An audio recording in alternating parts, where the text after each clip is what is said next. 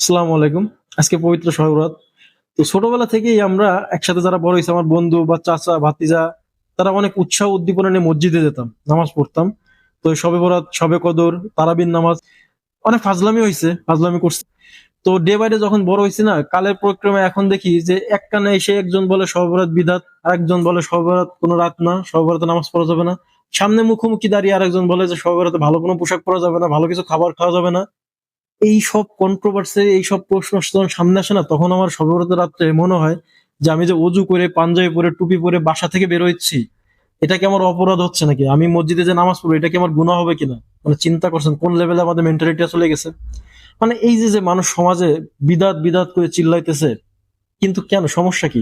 অনেকে বলে কি যে সে সারা জীবন নামাজ পড়ে না, আজকে কেন নামাজ পড়তে হবে? আচ্ছা ঠিক আছে, ধরে নিলাম যে সে 5 ওয়াক্ত নামাজ কখনো পড়ে নাই, সেজন্য কি আজকে নফল ইবাদত সে করতে পারবে না?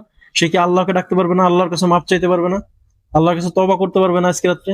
আজকে রাতে তওবা করলে, মাপ চাইলে, নামাজ পড়লে কি কবিরা গুনাহ হবে? হবে না তো, তাই না?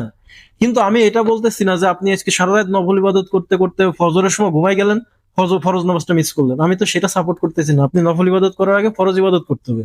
ঈশার নামাজ পড়তে হবে, আপনি মাগরিবের নামাজ পড়েন, ফরজ ফজরের নামাজটা, ফরজ নামাজ ইবাদত জামাতের সাথে পড়ে তারপরে ঘুমাই যান।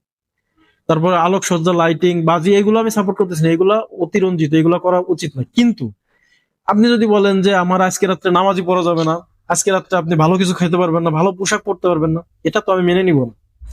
আপনার অনেক বড় আলেম, মাওলানা, হাফেজ আপনাদের মানে বলে কি যে আল্লাহর ইবাদত করার কি কোনো নির্দিষ্ট দিন আছে? আল্লাহর ইবাদত করা যাবে না এরকম করে নির্দিষ্ট দিন আছে, নির্দিষ্ট সময় আছে? তাহলে শবে বরাতে কেন ইবাদত করা যাবে না? করে না, আমি এই জন্য প্রশ্ন আপনাদের কাছে করলাম যে শবে বরাতে কেন সব ইবাদত করা যাবে না, এটা ইবাদত করলে বিদাত কেন হবে? এটার উত্তরটা দিয়ে দিবেন।